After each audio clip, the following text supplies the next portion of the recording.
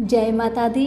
मेरे सभी प्यारे दोस्तों, मैं लक्ष्मी शर्मा बड़ों को चरण स्पर्श, छोटों को प्यार और बराबर वालों को दिल से नमस्कार करती हूँ।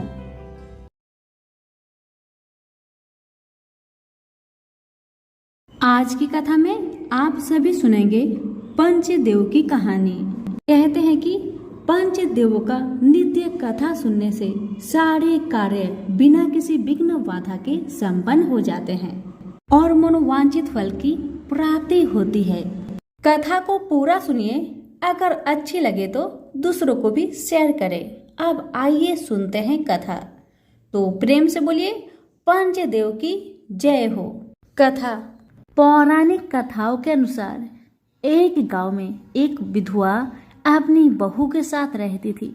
उसकी बहू मंद बुद्धि वाली थी, जो अपनी भूख बर्दाश्त नहीं कर पाती थी और हमेशा खाने के लिए उतारू रहती थी।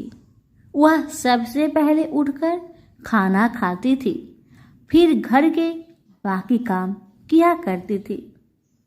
एक दिन विधवा ने अपने घर में पूजा करवाने का सोचा, लेकिन वह थोड़ी परेशान थी क्योंकि उसकी बहू अगली सुबह उठते ही खाने के लिए दौड़ेगी और पूजा के लिए बनाए गए पकवान को जूठा कर देगी। अपनी बहू को पूजा के लिए बनाए गए पकवान से दूर रखने के लिए विधवा ने एक तरीका निकाला। पूजा वाले दिन उसने एक मटका लिया और उसके नीचे एक छेद कर दिया और अपनी बहू से बोली कि आज तो पूजा है, इसलिए खाना खाने से पहले पानी भर के ले आओ। बहू भी चालाक निकली। उसने देख लिया था कि विधवा ने मटके के नीचे छेद कर दिया है, इसलिए वह अपनी साड़ी में आटा बांधकर पनघट पर चली गई। वहां उसने आटा निकाला और कुएं के पानी के मदद से बाटियां बनाने लग गई। कुएं के पास ही एक शमशान था, जहां चीता जलाई जा रही थी। बहू ने उसकी आंच में अपनी बाटियां सेक ली। उसकी बाटियां सूखी थी तो वह पास में ही गणेश भगवान का एक मंदिर था। बहू वहां पर चली गई, जहां गणेश जी को किसी ने चोला चढ़ाया हुआ था। उसने देखा कि गणेश जी की तोंद पर घी लगा हुआ है। उसने उस घी को अपनी बाटी पर लगा लिया और उसका भोग गणेश जी को लगाकर वह बाटी खा ली और बहू घर वापस चली आई। बहू की इस हरकत पर गणेश जी को बहुत गुस्सा आया और उन्होंने गुस्से में अपने नाक पर उंगली चढ़ा लिया। जब गांव वाले ने देखा कि गणेश जी ने अपने नाक के ऊपर उंगली चढ़ा लिया है, तो उन्हें मनाने के लिए बहुत जद्दोजहद किया गया, लेकिन गणेश जी ने अपनी उंगली वापस नहीं उतारी। जब यह बात राजा को पता चली तो राजा ने बड़े बड़े पंडितों और ज्योतिषों को बुलवाया और हवन करवाया, लेकिन गणेश जी फिर भी नहीं माने। सब बहुत चिंतित थे। राजा ने पूरे गांव में यह ऐलान करवा दिया कि जो भी इंसान गणेश जी की नाक पर से उंगली हटाने में सफल होगा, उसे इनाम के तौर पर 5 गांव दिया जाएगा। गांव के सभी लोग गणेश जी को मनाने आए, लेकिन गणेश जी किसी से भी न माने और अपनी उंगली नाक पर चढ़ाए रखे। अंत में विधवा की बहू बोली कि अगर सब उसे आज्ञा दे तो वह गणेश जी की उंगली हटा सकती है। उसकी बात सुनकर उसकी विधवा सासू माँ हंसने लगी और बोली कि जब बड़े बड़े विद्वान कुछ नहीं कर पाए तो वह कैसे गणेश जी को मना पाएगी। तब किसी ने बोला कि जब सब लोगों को मौका मिला तो उसे भी एक मौका मिलना चाहिए। फिर सभी लोग बहू को एक मौका देने के लिए मान गए, लेकिन बहू ने एक शर्त रखी। उसने कहा कि उसके घर से लेकर मंदिर तक पर्दा बांध दी जाए। सब लोगों ने सोचा कि इतना तो हो ही चुका है, तो पर्दा बांधने में क्या जाता है। बहू के कहे अनुसार उसके घर से लेकर मंदिर तक पर्दा लगाया गया। बहू ने अपना दिमाग लगाया और वह अपने साड़ी की आंचल में मोगली छिपाकर मंदिर चली गई। अब बहू ने मंदिर में जाकर गणेश जी से बोला कि मैंने आपके तोंद से जरा सा घी क्या ले लिया, आपने अपने नाक पर उंगली चढ़ा ली। अब आप नाक पर से उंगली हटाइए या दो एक मोगरी की, अभी आपके टुकड़े टुकड़े हो जाएंगे। बहू की यह चेतावनी सुनकर गणेश जी थोड़ा डर गए और उन्होंने सोचा कि यह तो पूरी पागल है, कहीं सच में यह मुझे मोगरी न मार दे। अब तो गणेश जी ने बिना सोचे समझे अपनी नाक पर से उंगली हटा ली, जिसे देखकर गांव वाले बहुत खुश हो गए और बहू का जय जयकार करने लगे। राजा के ऐलान के मुताबिक बहू को 5 गांव इनाम में दिए गए। यह कथा सुनकर लोग गणेश भगवान से यह मांगते हैं कि वह भी उस बहू की तरह सबकी बात मान जाए और उनकी सभी मनोकामनाएं पूरी करे। तो प्रेम से बोलिए गणेश महाराज की जय हो। एक गांव में एक बूढ़ी माई रहती थी। वह रविवार के दिन अपने घर को गोबर से लिपा करती थी। उसका यह अटल नियम था। बुढ़िया माई रविवार के दिन भर निराहार व्रत रहकर शाम को अन्न निर्मित खाद्य तथा फल भगवान सूर्य देव को अर्पित करती तथा उस प्रसाद को सूर्य अस्त होने से पहले ही ग्रहण कर लेती। इसी नियम से प्रत्येक रविवार को पूजन करने के कारण थोड़े ही दिनों में बूढ़ी माई का घर धन धान्य से भरने लगा।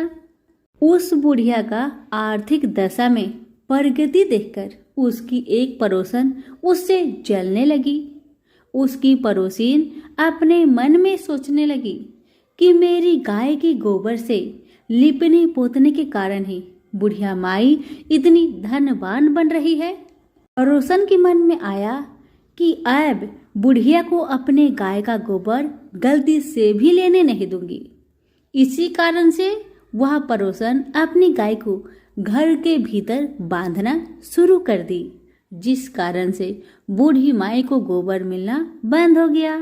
बेचारी बुढ़िया अब तो दूसरे रविवार के दिन अपना घर को गोबर से न लिप सकी, इसलिए बड़ी असुविधा हुई।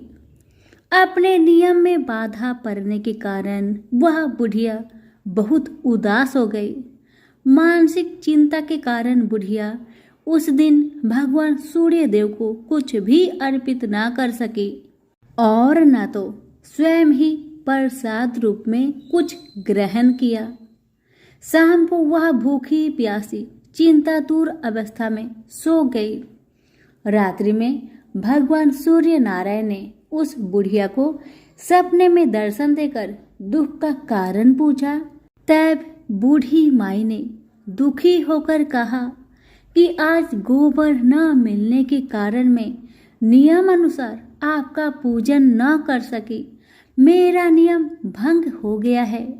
इसी एक बात से अत्यंत दुखी हूँ। बुढ़िया की बातों से दरियाद्र होकर सूर्य भगवान ने कहा, मैं तुम्हें एक गाय देता हूँ जिससे तुम्हारी इच्छा पूर्ण होगी।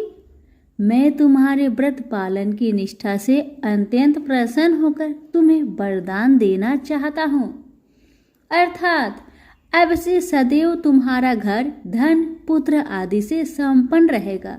इतना कहकर भगवान वहीं अंतर्ध्यान हो गए।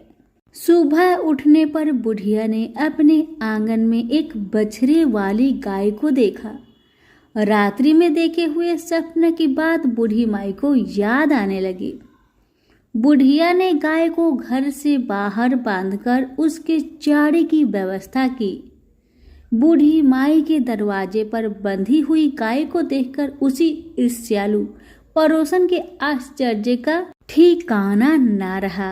उसी समय पड़ोसन क्या देखती है कि बूढ़ी माई के आंगन में जो गाय बंधी हुई है वह तभी गोबर करती है और वह गोबर सोने की होती है। इसे देखकर पड़ोसन की आंखें फटी की फटी रह गई।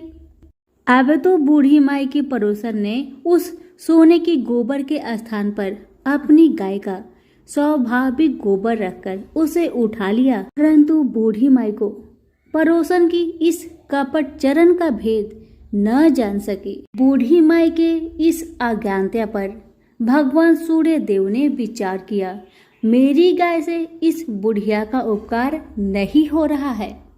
इसलिए भगवान ने अपनी माया से एक भयंकर तूफान उत्पन्न कर दिया, जिसके फलस्वरूप बड़े बड़े विशाल वृक्ष भी टूटकर भूमि पर गिरने लगे। इस विनाशकारी दृश्य को देखकर बूढ़ी माई ने अपने गाय को घर के भीतर बांध दिया। प्रातःकाल उस गाय से बूढ़ी माई को सोने की गोबर प्राप्त हुई। इसे देखकर बूढ़ी माई बहुत प्रसन्न हुई और वह उसकी सुरक्षा के लिए नित्य ही गाय को भीतर बांधती। बुढ़िया के सावधानी से अब उसकी पड़ोसन का कोई वश नहीं चलता था। एक दिन पड़ोसन ने बुढ़िया की गाय छीन लेने के उद्देश्य से एक चाल चली। उसने राजा के पास उपस्थित होकर राजा से निवेदन किया कि महाराज, मेरी पड़ोसिन बुढ़िया के पास एक अद्भुत गाय है जो सोने की गोबर देती है, अतः वह गाय यदि महाराज आपके पास रहे तो उससे जनता का लाभ हो सकता है। राजा ने उसके प्रलोभन में आकर अपने सिपाहियों को आदेश दिया कि तुम लोग जाकर उस गाय को यहाँ ले आओ। सिपाहियों ने तुरंत आज्ञा का पालन किया। अब वह गाय का गोबर उठाकर न ले जाने पावे। आदेश देकर राजा महल में चले गए। उस दिन की रात में राजा को प्रसन्नता के कारण नींद न आई। राजा सवेरे होने की प्रतीक्षा उत्सुकता पूर्वक करने लगे। सुबह गाय के पास जाकर देखा, वहां स्वाभाविक गोबर के अतिरिक्त कुछ न था। राजा की क्रोध अग्नि भड़क उठी। उन्होंने बूढ़ी माई को बुलवाया और राजा ने उस बुढ़िया से पूछा, क्या तुम्हारी गाय सोने का गोबर देती है? इस बात की सूचना पर मैंने तुम्हारी गाय मंगवाई थी, फिर क्या कारण है कि गाय वैसा गोबर न दे सकी? बूढ़ी माई ने उत्तर दिया, महाराज, गाय के गोबर से घर लिपना मेरा नित्य नियम का काम है। मैं दिन भर व्रत रहकर सायंकाल भगवान सूर्य को नैवेद्य अर्पित कर उस प्रसाद को ग्रहण करती हूँ। मेरे पास जब अपनी गाय न थी तो मैं पड़ोसन के गोबर से घर लिपती थी। देवयोग से गोबर के अभाव में एक दिन में अपने नियम का पालन न कर सकी। उसी दिन में रात्रि में भूखी ही सो गई। रात्रि में भगवान ने स्वप्न देकर मुझे यह गाय प्रदान की है। मेरी ईर्ष्यालु पड़ोसन ने आपको सूचना देकर मेरी गाय मुझसे छिनवा ली है। गाय के संबंध में बस मैं इतना ही जानती हूँ। बुढ़िया की बातों से संतुष्ट होकर राजा ने कहा, बूढ़ी माँ, मुझे क्षमा करो, मैं अज्ञानतावश तुम्हारी गाय मंगवा ली है। अब मैं तुम्हारी गाय तुम्हारे घर भेज देता हूँ। इस कार्य के निमित्त तुम्हारी पड़ोसन अपराधनी है और उसे इसका दंड मिलना चाहिए। अपनी गाय वापस पाकर बुढ़िया प्रसन्न होकर अपने घर को चली गई। इसके बाद राजा ने उसकी अपराधीन पड़ोसन को बुलाकर उसे उचित दंड दिया। उस दिन राजा ने अपने नगर में घोषणा करवा दी कि रविवार के दिन सभी नगरवासी दिन भर व्रत रहकर सूर्य देव का पूजन करें। राजा स्वयं भी रविवार व्रत के नियम का पालन करने लगा। व्रत के प्रभाव से राजा दिग्विजय करता हुआ अपने राज्य का विस्तार करने लगा। व्रत करने पर सूर्य भगवान प्रसन्न होकर उसे धन धान्य से, समृद्धि और संपूर्ण रोगों से मुक्त कर देते हैं। इस व्रत के प्रभाव से अंधे और कुष्ठी मनुष्य को विशेष लाभ होता है। हे सूर्य भगवान, जैसे आपने उस बूढ़ी माई पर अपनी कृपा बरसाई, वैसे ही आपकी कथा कहने वाले, हुक्कारे भरने वाले सभी पर अपनी कृपा बनाए रखे। तो प्रेम से बोलिए सूर्य नारायण की जय हो। अमरपुर नगर में एक धनी व्यापारी रहता था। दूर दूर तक उसका व्यापार फैला हुआ था। नगर में उस व्यापारी का सभी लोग मान सम्मान करते थे। इतना सब कुछ होने पर भी वह व्यापारी अंतर मन से बहुत दुखी रहता था, क्योंकि उस व्यापारी का कोई भी पुत्र नहीं था। दिन रात उसे एक ही चिंता सताती रहती थी, उसकी मृत्यु के बाद उसके इतने बड़े व्यापार और धन संपत्ति को कौन संभालेगा। पुत्र पाने की इच्छा से वह व्यापारी प्रति सोमवार भगवान शिव की व्रत पूजा किया करता था। सायंकाल को व्यापारी शिव मंदिर में जाकर भगवान शिव के सामने घी का दीपक जलाया करता था। उस व्यापारी की भक्ति देखकर एक दिन माता पार्वती ने भगवान शिव से कहा, हे प्राणनाथ, यह व्यापारी आपका सच्चा भक्त है। कितने दिनों से यह सोमवार का व्रत और पूजा नियमित कर रहा है। भगवान, आप इस व्यापारी की मनोकामना को अवश्य पूर्ण करें। भगवान शिव ने मुस्कुराते हुए कहा, हे पार्वती, इस संसार में सबको उसके कर्म के अनुसार फल की प्राप्ति होती है। प्राणी जैसा कर्म करते हैं उन्हें वैसा ही फल की प्राप्ति होती है। इसके बावजूद पार्वती जी नहीं मानी। उन्होंने भगवान से आग्रह किया कि नहीं प्राणनाथ, आपको इस व्यापारी की इच्छा को पूरी करना होगा। यह आपका अनन्य भक्त है, प्रति सोमवार आपका विधिवत व्रत रखता है और पूजा अर्चना के बाद आपको भोग लगाकर एक समय भोजन ग्रहण करता है। आपको इसे पुत्र प्राप्ति का वरदान देना ही पड़ेगा। पार्वती का इतना आग्रह देखकर भगवान शिव ने कहा, ठीक है पार्वती जी, आपके आग्रह पर मैं इस व्यापारी को पुत्र प्राप्ति का वरदान देता हूँ, लेकिन इसका पुत्र 16 वर्ष से अधिक जीवित नहीं रहेगा। उसी रात भगवान शिव ने स्वप्न में उस व्यापारी को दर्शन दिए और उसे पुत्र प्राप्ति का वरदान भी दिया और उसके पुत्र के 16 वर्ष तक जीवित रहने की बात भी बताई। भगवान के वरदान से व्यापारी को खुशी तो हुई, लेकिन पुत्र की अल्प आयु की चिंता ने उस खुशी को नष्ट कर दिया। व्यापारी पहले की तरह सोमवार का विधिवत व्रत करता रहा। कुछ महीने पश्चात उसके घर अति सुंदर पुत्र उत्पन्न हुआ। पुत्र जन्म से व्यापारी के घर में खुशियां भर गई। बहुत धूमधाम से पुत्र जन्म का समारोह मनाया गया। व्यापारी को पुत्र जन्म की अधिक खुशी नहीं हुई, क्योंकि उसे पुत्र की अल्प आयु के रहस्य के बारे में पता था। यह रहस्य घर में किसी को मालूम नहीं था। विद्वान ब्राह्मणों ने उस पुत्र का नाम अमर रखा। जब अमर 12 वर्ष का हुआ तो शिक्षा के लिए उसे बनारसी भेजने का निश्चय हुआ। व्यापारी ने अमर के मामा दीपचंद को बुलवाया और कहा कि अमर को शिक्षा प्राप्त करने के लिए बनारसी छोड़ आओ। अमर अपने मामा के साथ शिक्षा प्राप्त करने के लिए चल दिया। रास्ते में जहां भी अमर और प्रेमचंद रात्रि विश्राम करने के लिए ठहरते, वहीं यज्ञ करते और ब्राह्मणों को भोजन कराते थे। लंबी यात्रा के बाद अमर और दीपचंद एक नगर में पहुंचे।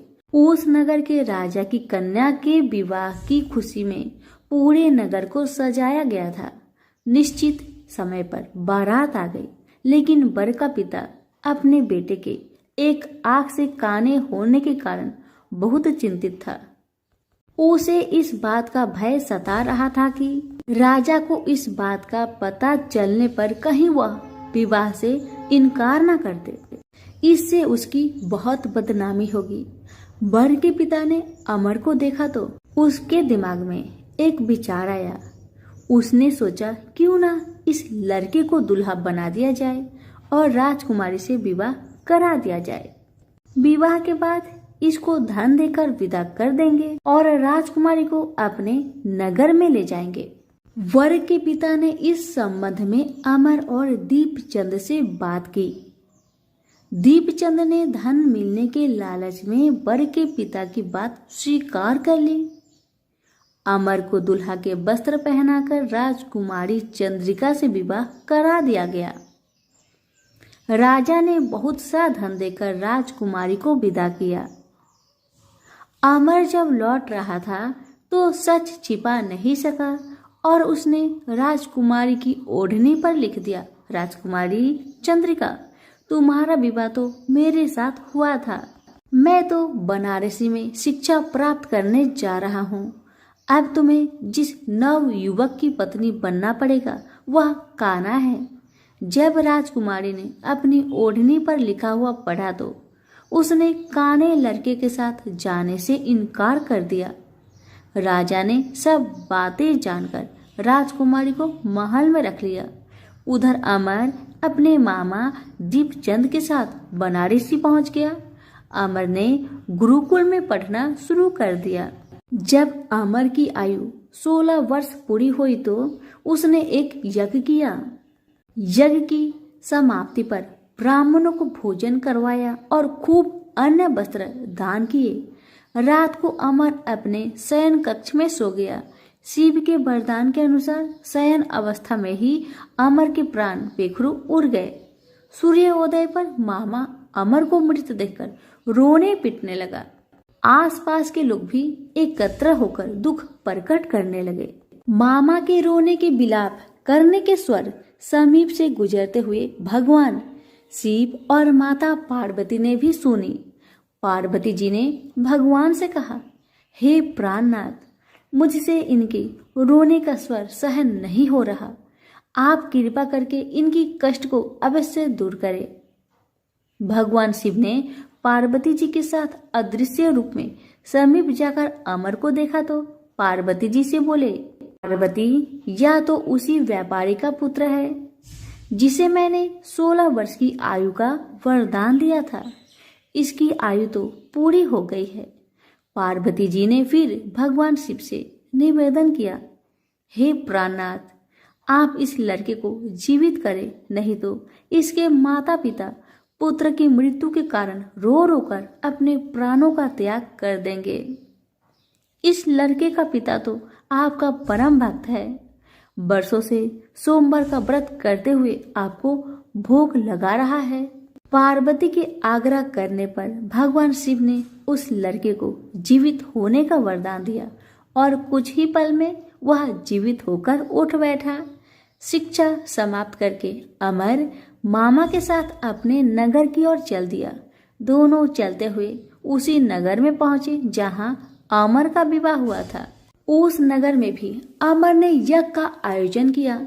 समीप से गुजरते हुए नगर के राजा ने यज्ञ का आयोजन देखा। राजा ने अमर को तुरंत पहचान लिया। यज्ञ समाप्त होने पर राजा अमर और उसके मामा को महल में ले गया और कुछ दिन उन्हें महल में रखकर बहुत सा धन वस्त्र देकर राजकुमारी के साथ विदा किया। रास्ते में सुरक्षा के लिए राजा ने बहुत से सैनिकों को भी साथ भेज दिया। दीपचंद ने नगर में पहुंचते ही एक दूत को घर भेजकर अपने आगमन का सूचना भेजी। अपने बेटे अमर के जीवित वापस लौटने की सूचना से व्यापारी बहुत प्रसन्न हुआ। व्यापारी ने अपनी पत्नी के साथ स्वयं को एक कमरे में बंद कर रखा था। भूखे प्यासे रहकर व्यापारी और उसकी पत्नी बेटे की प्रतीक्षा कर रहे थे। उन्होंने प्रतिज्ञा कर रखी थी कि यदि उन्हें बेटे की मृत्यु का समाचार मिला तो दोनों अपने प्राण त्याग देंगे। व्यापारी अपनी पत्नी और मित्रों के साथ नगर के द्वार पर पहुंचा। अपने बेटे के विवाह का समाचार सुनकर पुत्रवधू राजकुमारी चंद्रिका को देखकर उसकी खुशी का ठिकाना नहीं रहा। उसी रात भगवान शिव ने व्यापारी के सपने में आकर कहा कि हे श्रेष्ठी, मैंने तेरे सोमवार के व्रत करने और व्रत कथा सुनने से प्रसन्न होकर तेरे पुत्र को लंबी आयु प्रदान की है। व्यापारी बहुत प्रसन्न हुआ। सोमवार का व्रत करने से व्यापारी के घर में खुशियां लौट आई। शास्त्रों में लिखा है कि जो स्त्री पुरुष सोमवार का विधिवत व्रत करते हैं और व्रत कथा सुनते हैं, उनकी सभी इच्छाएं पूरी होती है। तो प्रेम से बोले उमापति शंकर की जय हो। एक बार भगवान विष्णु जी शेष नाग पर बैठे बैठे बोर हो गए और उन्होंने धरती पर घूमने का विचार किया। वैसे भी कई साल बीत गए थे। धरती पर आए और वह अपनी यात्रा की तैयारी में लग गए। स्वामी को तैयार होता देखकर लक्ष्मी माँ ने पूछा, आज सुबह सुबह कहाँ जाने की तैयारी हो रही है? विष्णु जी ने कहा, हे लक्ष्मी, मैं धरती लोक पर घूमने जा रहा हूँ। तो कुछ सोचकर माता ने कहा, हे देव, क्या मैं भी आपके साथ चल सकती हूँ? भगवान विष्णु ने 2 पल सोचा और फिर कहा, एक शर्त है, पर तुम मेरे साथ चल सकती हो। तुम धरती पर पहुंचकर उत्तर दिशा की ओर बिल्कुल मत देखना। इसके साथ ही माता लक्ष्मी ने हाँ कहकर भगवान के साथ चल पड़ी। सुबह सुबह माँ लक्ष्मी और भगवान विष्णु धरती पर पहुंच गए। अभी सूर्य देवता निकल रहे थे। रात बरसात होकर हटी थी। चारों ओर हरियाली ही हरियाली थी। उस समय चारों ओर बहुत शांति थी और धरती बहुत ही सुंदर दिख रही थी। और माँ लक्ष्मी मंत्र मुक्त होकर धरती को देख रही थी और भूल गई कि पति को क्या वचन देकर आई है, और चारों ओर देखती हुई कब उत्तर दिशा की ओर देखने लगी, पता ही नहीं चला। उत्तर दिशा में माँ लक्ष्मी को एक बहुत ही सुंदर बगीचा नजर आया और उस तरफ से भीनी भीनी खुशबू आ रही थी और बहुत ही सुंदर सुंदर फूल खिले थे। यह एक फूलों का खेत था और माँ लक्ष्मी बिना सोचे उस खेत में गई और एक सुंदर सा फूल तोड़ लाई। लेकिन यह क्या, जब माँ लक्ष्मी भगवान विष्णु के पास वापिस आई तो भगवान विष्णु की आंखों में आंसू थे और भगवान विष्णु ने माँ लक्ष्मी को कहा कि कभी भी किसी से बिना पूछे उसका कुछ भी नहीं लेना चाहिए, और साथ ही अपना वचन भी याद दिलाया। माँ लक्ष्मी को अपनी भूल का पता चला तो उन्होंने भगवान से इस भूल की माफ़ी मांगी। तो भगवान विष्णु ने कहा कि जो तुमने भूल की है उसकी सजा तो तुम्हें जरूर मिलेगी। जिस माली के खेत से तुम बिना पूछे फूल तोड़ा है वह एक प्रकार की चोरी है, इसलिए अब 3 साल तक माली के घर नौकर बनकर रहो। उसके बाद मैं तुम्हें बैकुंठ वापस बुलाऊंगा। माँ लक्ष्मी ने चुपचाप सर झुकाकर हाँ कह दी और फिर माँ लक्ष्मी एक गरीब औरत का रूप धारण करके उस खेत के मालिक के घर गई। घर क्या, एक झोपड़ा था और मालिक का नाम माधव था। माधव की बीवी, 2 बेटे और 3 बेटियां थी। सभी उस छोटे से खेत में काम करके किसी तरह से गुजारा करते थे। माँ लक्ष्मी जब एक साधारण और गरीब औरत बनकर जब माधव के झोपड़े पर गई तो माधव ने पूछा, बहन तुम कौन हो और इस समय तुम्हें क्या चाहिए? तब माँ लक्ष्मी ने कहा, मैं एक गरीब औरत हूँ, मेरी देखभाल करने वाला कोई नहीं, मैंने कई दिनों से खाना भी नहीं खाया, मुझे कोई भी काम दे दो, साथ में मैं तुम्हारे घर का काम भी कर दिया करूँगी। बस मुझे अपने घर में एक कोने में आसरा दे दो, माधव बहुत ही अच्छे दिल का मालिक था। उसे दया आ गई, लेकिन उसने कहा, बहन, मैं तो बहुत गरीब हूँ। मेरी कमाई से मेरे घर का खर्च मुश्किल से चलता है, लेकिन अगर मेरी 3 की जगह 4 बेटियां होती तो तभी मुझे गुजारा करना ही था। अगर तुम मेरी बेटी बनकर जैसा रूखा सूखा हम खाते हैं उसमें खुश रह सकती हो तो बेटी बनकर अंदर आ जाओ। माधव ने माँ लक्ष्मी को अपने झोपड़े में शरण दे दी और माँ लक्ष्मी 3 साल तक उस माधव के घर पर नौकर बनकर रही। जिस दिन माँ लक्ष्मी माधव के घर आई थी, उससे दूसरे दिन ही माधव को इतनी आमदनी हुई, फूलों की कमाई से ही शाम को एक गाय खरीद ली। धीरे धीरे माधव ने काफी जमीन खरीद ली और सब ने अच्छे अच्छे कपड़े भी बनवा लिए और फिर एक बड़ा पक्का का घर भी बना लिया। बेटियों और बीबी ने गहने भी बनवा लिए और अब मकान भी बहुत बड़ा बनवा लिया था। माधव हमेशा सोचता था कि मुझे ये सब इस महिला के आने के बाद ही मिल रहा है। इस बेटी के रूप में मेरी किस्मत आ गई है। माँ लक्ष्मी को आते हुए 2 से 5 साल बीत गए थे, लेकिन माँ लक्ष्मी अब भी घर में और खेतों में काम करती थी। एक दिन माधव जब अपने खेतों से काम खत्म करके घर आया तो उसने अपने घर के सामने द्वार पर एक देवी स्वरूप गहनों से लदी एक औरत को देखा। ध्यान से देखकर पहचान गया, अरे यह तो मेरी मुंह बोली चौथी बेटी यानी वही औरत है, और पहचान गया कि यह तो माँ लक्ष्मी है। अब तक माधव का पूरा परिवार बाहर आ गया था और सब हैरान होकर माँ लक्ष्मी को देख रहे थे। माधव बोला, माँ हमें माफ कर, हमने तेरे से अनजाने में ही घर और खेत में काम करवाया है। माँ यह कैसा अपराध हो गया। हे माँ हम सबको माफ कर दे।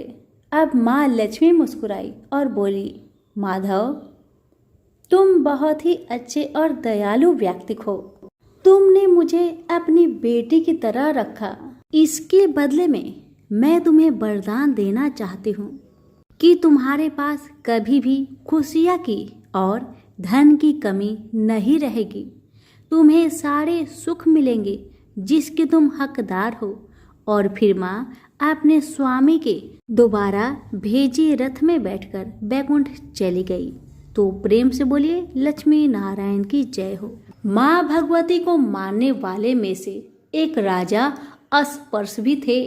वो दिन रात उनकी पूजा अर्चना में लीन रहते थे। राजा को किसी चीज की कमी न थी, बस उन्हें बच्चे की ख्वाहिश थी। सालों से बच्चा न होने के कारण राजा कुछ निराश रहा करते थे। एक दिन राजा की भक्ति से खुश होकर माँ भगवती ने सपने में आकर उसे 2 बेटी होने का वरदान दिया। आशीर्वाद मिलने के कुछ समय बाद राजा के घर एक बेटी पैदा हुई। बेटी पैदा होने की खुशी में राजा ने सबको दावत दी और बेटी की कुंडली बनवाने के लिए पंडितों को बुलवाया। सबने राजा से एक ही बात कही कि यह साक्षात देवी का रूप है। जहाँ भी इसके कदम पड़ेंगे वहाँ खुशियाँ ही खुशियाँ होगी। यह भगवती देवी की भक्तन होगी। इतना सब कहकर पंडितों ने लड़की का नाम तारा रख दिया। कुछ समय के बाद मंगलवार के दिन राजा के घर एक और बेटी पैदा हुई। ज्योतिषों ने उसकी भी कुंडली बनवाई और उदास हो गए। राजा ने जब उनसे उदासी का कारण पूछा तो ज्योतिषों ने बताया कि ये लड़की आपके जीवन में खूब सारा दुख लेकर आएगी। राजा ने ज्योतिषों से पूछा कि आखिर मैंने ऐसा कौन सा खराब कर्म किए थे कि इसने मेरे घर में जन्म लिया है। ज्योतिषों ने बताया कि आपकी दोनों बेटियां राजा इंद्र की अप्सराएं हुआ करती थी। इनमें से बड़ी बहन का नाम तारा और छोटी का रुक मन था। एक दिन ये दोनों मिलकर धरती की सैर करने के लिए गई। दोनों ने ही वहां पहुंचकर एकादशी के दिन का व्रत रखा।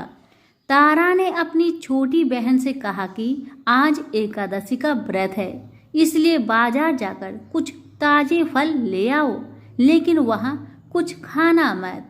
रुकमन बाजार फल लेने के लिए चली गई। वहां उसे मछली के पकौड़े दिखे। उसने झट से उन्हें खा लिया और अपनी दीदी के लिए कुछ फल ले लिए। रुकमन से तारा ने पूछा कि तुम अपने लिए फल क्यों नहीं लाई? उसने जवाब दिया कि वो मछली के पकौड़े खाकर आई है। तारा ने गुस्से में कहा कि तुम पापिन हो, एकादशी के दिन तुमने मछली खा ली। ऐसे खराब कर्म के लिए मैं तुम्हें छिपकली बनने का श्राप देती हूँ। अब उसी जंगल में तारा की बहन छिपकली बनकर रहने लगी। वहां एक जाने माने ऋषि गुरु गोरख भी अपने कुछ शिष्यों के साथ रहते थे। उनके शिष्यों में से एक बहुत ही घमंडी था। अपने घमंड के चलते वो शिष्य कमंडल में पानी भरकर एकांत में बैठकर तपस्या करने लगा। तभी एक प्यासी गाय वहां आ गई। उसने सीधे अपना मुख उस कमंडल में डाला और पानी पी लिया।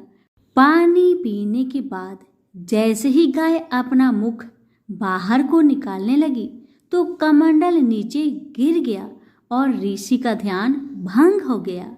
ऋषि ने देखा कि गाय पानी पी गई है। अब गुस्से में ऋषि ने गाय को एक चिमटे से बुरी तरह घायल कर दिया। इस बात की जानकारी जब गुरु गोरख को पड़ी तो वे तुरंत गाय को देखने के लिए गए। जैसे ही उन्होंने गाय की हालत देखी, वैसे ही अपने उस घमंडी शिष्य को आश्रम से बाहर निकाल दिया। कुछ दिनों के बाद गौ माता पर किए गए उस अत्याचार से होने वाले पाप को कम करने के लिए उन्होंने एक यज्ञ करवाया। इस यज्ञ के बारे में गाय को चिमटे से मारने वाले घमंडी शिष्य को भी पता चला। वे सीधे पक्षी का रूप धारण करके यज्ञ स्थल पर गया और भोजन में अपनी चोंच से मरा हुआ सांप डाल दिया। किसी को इस बात की खबर नहीं हुई। ये सब होते हुए तारा से श्राप मिलने वाली छिपकली रुकमन देख रही थी। उसके मन में हुआ कि इसे खाकर सारे लोग मर जाएंगे। सबकी जान बचाने के लिए छिपकली बनी। रुकमन सभी लोगों के सामने भोजन पर गिर गई। लोगों ने छिपकली को खूब कोसा और बर्तन को खाली करने लगे। उस वक्त भंडारा करने वाले को खाने में मरा हुआ सांप भी दिखा। तब कहीं जाकर सबको समझ आया कि छिपकली सबकी जान बचाने के लिए जानबूझकर भोजन में गिरी थी। एक छिपकली होने के बावजूद भी इतने अच्छे विचार होने की वजह से यज्ञ में मौजूद सारे महत्वपूर्ण लोगों ने कहा कि हमें इस छिपकली की मुक्ति के लिए प्रार्थना करनी चाहिए। पंडित ने आगे बताया कि सबकी प्रार्थना से ही वो छिपकली तीसरे जन्म से आप जैसी प्रतापी राजा के घर बेटी के रूप में पैदा हुई है। वही तारा ने दूसरे जन्म में तारामती के रूप में लिया और अयोध्या के राजा हरिश्चंद्र से शादी की। राजा से ज्योतिषों ने जैसा बताया ठीक वैसा ही किया। नदी में सोना चांदी जरा हुआ संदूक देखकर काशी के पास से एक भंगी ने उसे बाहर निकाल लिया। उसके कोई बच्चे नहीं थे, इसलिए उसने संदूक के अंदर की लड़की को पालने का फैसला लिया। उसे भंगी व उसकी पत्नी ने खूब प्यार से पाला और रुक्को नाम रख दिया। बड़ी होते ही दोनों ने रुक्को की शादी करवा दी। रुक्को की सासू माँ तारामती और राजा हरिश्चंद्र के महल में साफ सफाई करने का काम किया करते थे। कुछ दिनों के बाद रुक्को की सासू माँ बीमार हो गई। उनकी जगह रुक्को वहां काम करने लगी। तारामती ने उसे देखा और पुराने जन्म के पुण्य के कारण पहचान लिया और उसे कहा कि तुम मेरे साथ बैठ जाओ। रुक्को ने बोला कि मैं तो भंगिन हूँ, इसलिए आपके पास नहीं बैठ सकती। तब तारामती ने उसे बताया कि तुम पूर्व जन्म में मेरी ही बहन थी। तुमने एकादशी के व्रत के दिन मछली खा ली थी और मैंने तुम्हें दंड देते हुए छिपकली बना दिया। अब तुम्हें दोबारा मनुष्य जन्म मिला है, तो इस जन्म में माँ वैष्णो की पूजा करके पुण्य कमा लो। माँ की पूजा से तुम्हारी सारी इच्छाएं भी पूरी होगी।